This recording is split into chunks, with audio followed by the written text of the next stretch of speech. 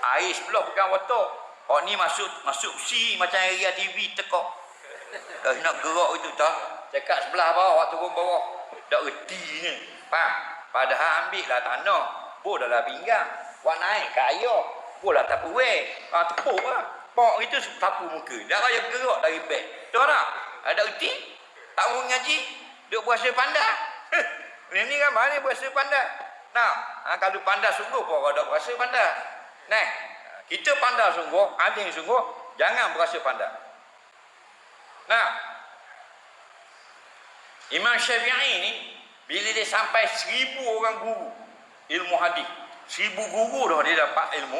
Faham? Dia katakan kullama zadani ilma zadani fahma bi jahli.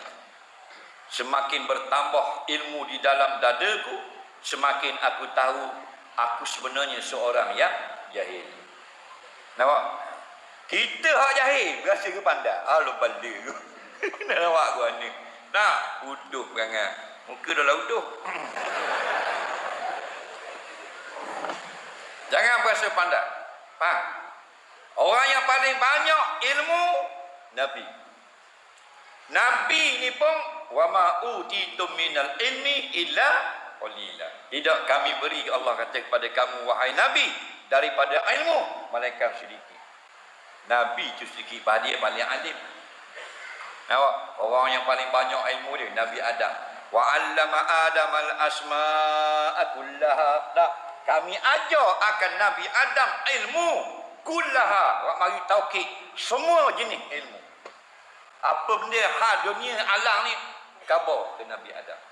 Nah, tapi tidak kami beri mereka qalilah sedikit. Nah, lepas tu tak salah. Dia ni nyakit gak ni orang pandai-pandai ni. Dia duduk belawang pandai.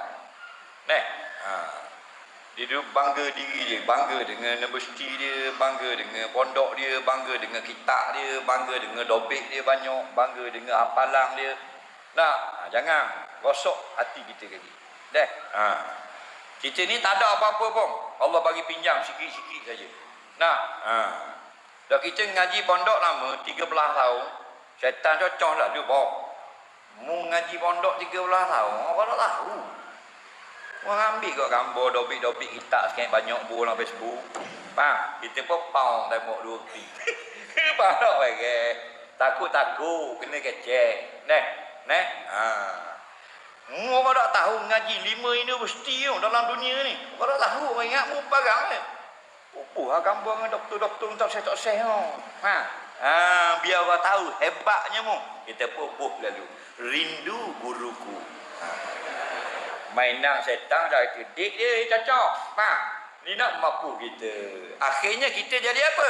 Haba'an mansura, debu yang ditiup angin diperdayakan oleh iblis. Nah, molek dah, susuk molek dah. Nah, orang tak tahu dah kita ni alim. Ni cocok suruh khabar. Nah, kita puasa orang tak tahu dah, kita mayan tajuk orang tak tahu dah. Nah, setan cocok Syekh. Mung tajuk malam-malam tak ada orang lawak dah pasal seminar ni. Mung tulis kau sekali buat status yang mung tu tajuk. Dia pun tergoda. Tulis dalam Facebook. Semalam pukul 3 pagi kau buat peti sampai gekor atas. Ana tengah tahajud. Nampak? Mainan. Tapi itu bukan orang seminar, orang air putih.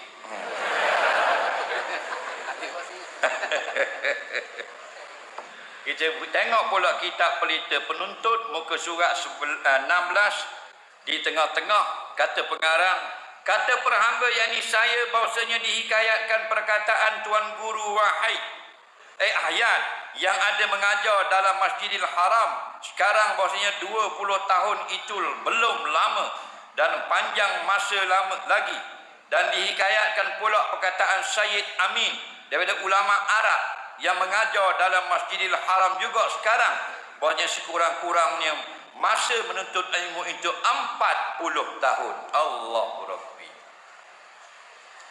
Batulah belajar kitab-kitab gini kita imsak. Ini kritikal dah keadaan manusia ni yang ada ilmu agama. Kalau tak ada tak saya kira dah parah daripada dulu dah. Leni hak ada ilmu agama kau parah. Nak ngaji 4 tahun 5 tahun berasa hebat. Ni tengok ni. Guru yang pertama Majlis Haram kata kalau siapa mengaji 20 tahun sedikit kena lama lagi. Nampak? Neh, ulama yang kedua pula berkata sekarang zaman dia, kita ni 100 tahun dah. Nah, kalau nak mengaji molek 40 tahun. Kita banding dengan apa yang berlaku sekarang, ngaji 4 tahun, 5 tahun. Nah, berasa hebat, ada yang berasa hebat, ada berasa standing dengan ulama dulu. Ada rasa dia macam Imam Nawawi. Bahkan ada yang tegur Imam Nawawi tak sepatutnya. Dia boleh kata Imam Nawawi tak sepatutnya. Ada lagi berat lagi dia kata saya rasa Imam Pak Mazhab tak berapa tepat dalam menilai hadis ini. Aduh. Minum ketum capur untuk ayam munah. Kenapa? Kerana tidak dapat pertolongan Allah untuk tidak bersifat dengan ujub. Ni yang panggil orang ujub. Orang berasa heran dengan dirinya sendiri. Ramai dia ni. Nampak?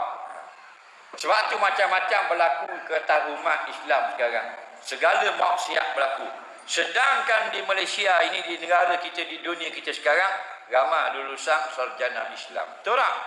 Ramai dulu yang bertaraf tak pandai jadi kawan agama ramai. Nah, tapi kenapa? Nah, maksiat semakin banyak. Nah, perkara kemungkaran semakin banyak. Nah, orang mengaji kitab ramai mana puluhan ribu di negara kita. Orang lulu punya diploma Islam, orang tu degree Islam, orang tu PhD, orang tu profesor, beribu ada dalam Malaysia. Tapi maksiat semakin banyak. Kenapa? Kerana tidak takut kepada Allah. Dalil mereka tak takut Allah kerana mereka takut kepada makhluk. Tahu tak? Kita pernah rumah. Nah, takut nak mencegah kemungkaran. Berlaku konsert maksiat, diam membisu. Hak pandai-pandai, hak alih-alih, hak biar besar-besar. Tahu tak? Ada kata benda nyak.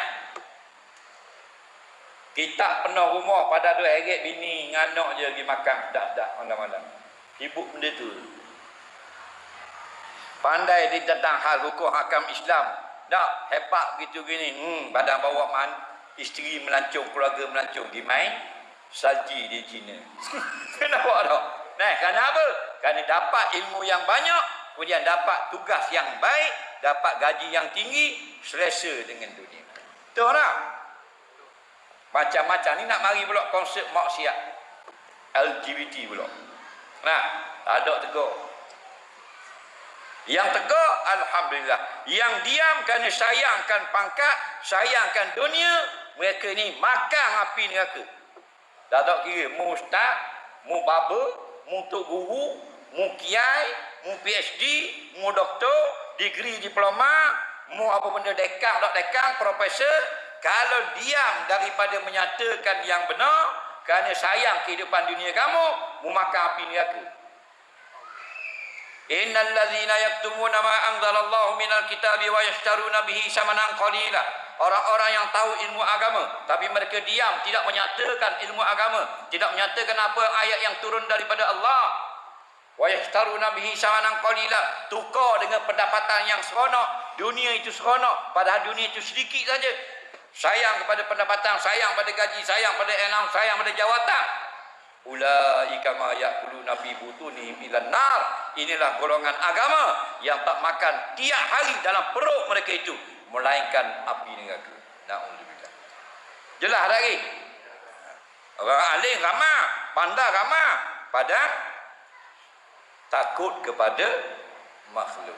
Nah, bila takut pada makhluk, mereka sebenarnya tidak alim. Orang alim yang sebenar takut kepada Allah. Innama yakhsyallaha min ibadihil ulama. Hanya sungguhnya yang takut akan Allah hamba-hambanya yang ulama sahaja. Apa makna mafhum mutabaqah? Yang alim saja takut kepada Allah.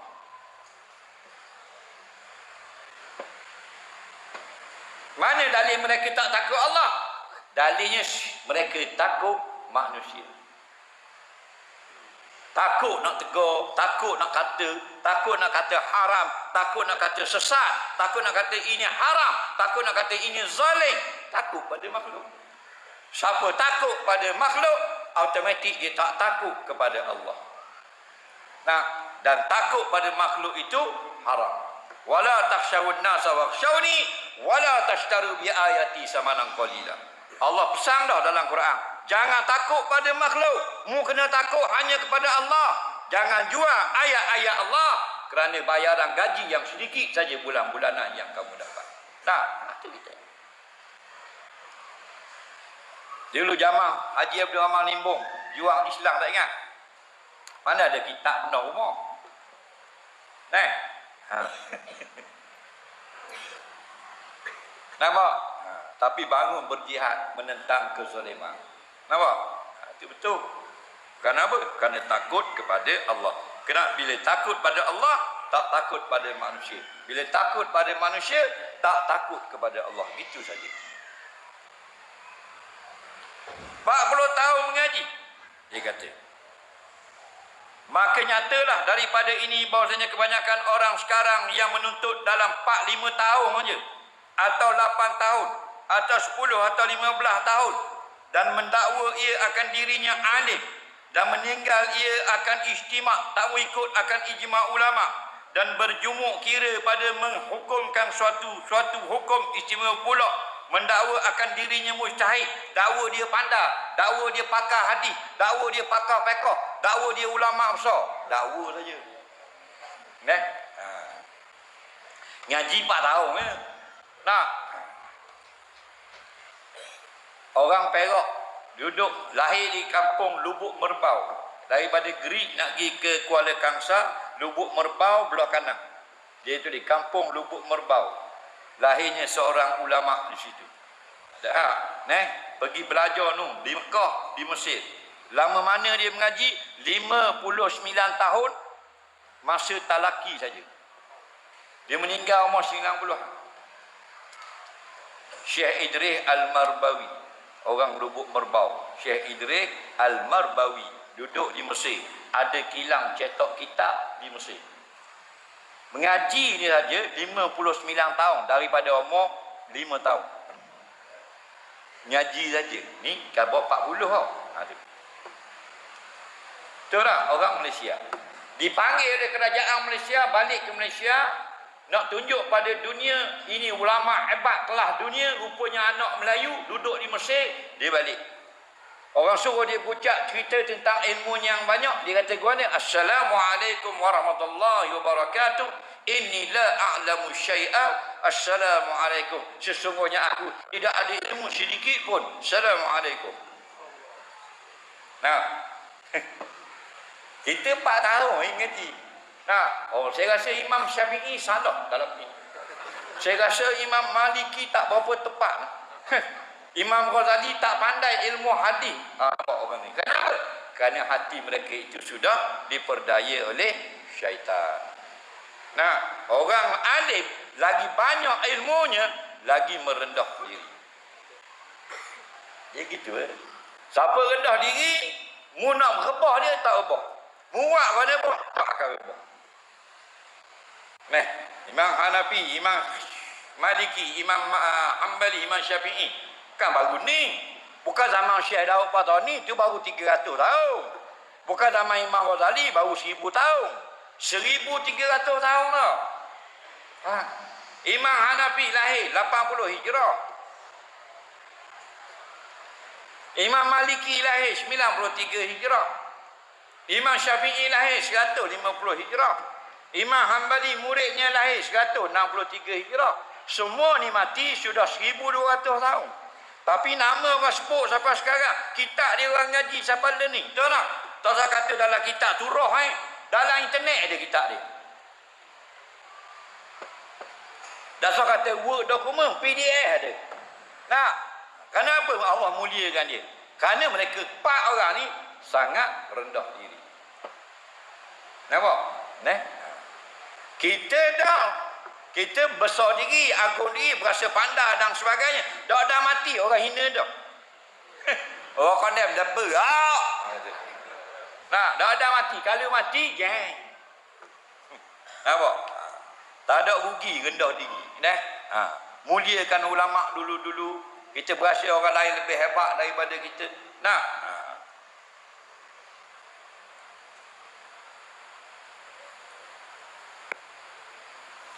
dan mengistimbak daripada Quran dan hadis ni. Oh, ni berat ni. Kita tak perlu ikut imam mazhab. Zaman Nabi ikut mazhab mana? Macam ke Raja Lawak. Nah, berat ni. Terlampau dok cerdik sangat. Nah, melampau-lampau. Patut simpan lah sikit bodoh tu. Nah, zaman Nabi mana ada semuanya Nabi. Zaman Nabi ada kitab Sahih Bukhari. Dah boleh tak kita belajar Sahih Bukhari sekarang? Boleh zaman Nabi tak ada. Zaman Nabi ada kitab Alfiyah Ibn Malik nak ngaji nahwu. Tak ada. Zaman Nabi mana ada orang baca Quran, ada muqaddam, sistem Baghdadi, sistem Iqra. Tak ada. Sahabat baca, tabi'in dengar. Tabi'in pula baca, tabi'in dengar. Ni pakai kitab, pakai sistem, ada ilmu nahwu, dibukukan ilmu saraf, dibukukan ilmu ma'ani, ilmu badi', ilmu isti'arah, ilmu tasbih, macam-macam makulat dan sebagainya, usul fiqh, qawaidul fiqh. Semua tu apa perlu kita tanya. Jadi kita boleh daripada Quran dan hadis. Kita bukan imam mujtahid.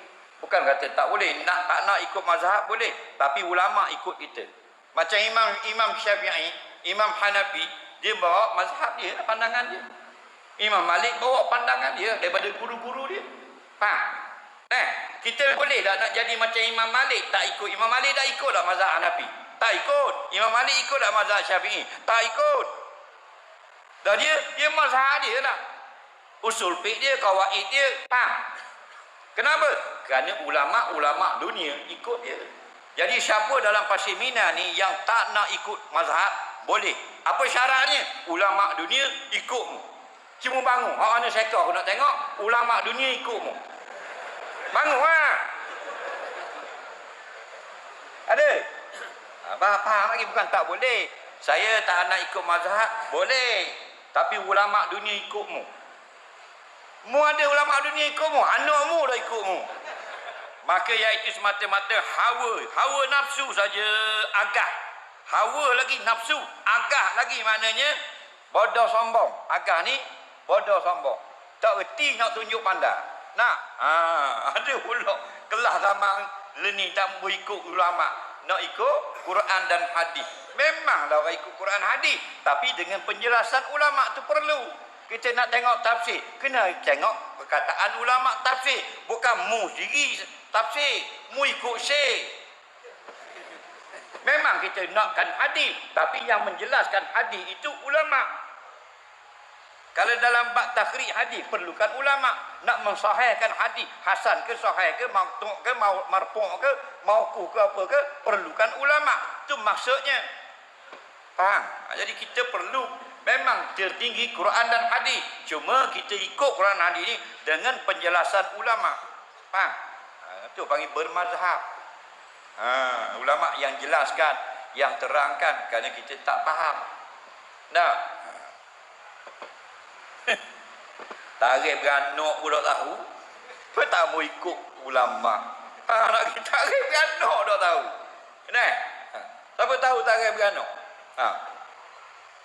Boleh tahu? Mu tahu tarikh beranak? Tarikh mu beranak? Berapa? Bukan bulan hijrah.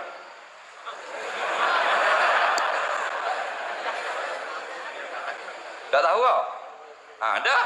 Faham lagi? Tarikh kita beranak, kita tak tahu, tak mau ikut ulama. Alah bala tu. Tak usah kata hal lain, tak usah nak terang Quran, nak tafsir Quran, nak syarah hadis. Tarikh kita beranak tak tahu. Mu tahu tarikh beranak? Bulan hijrah tahu? Tak tahu dah. Tak usah cakap banyak mana benda yang simple, basic, kita dah tahu benda dah. Itulah manusia pada hari ini.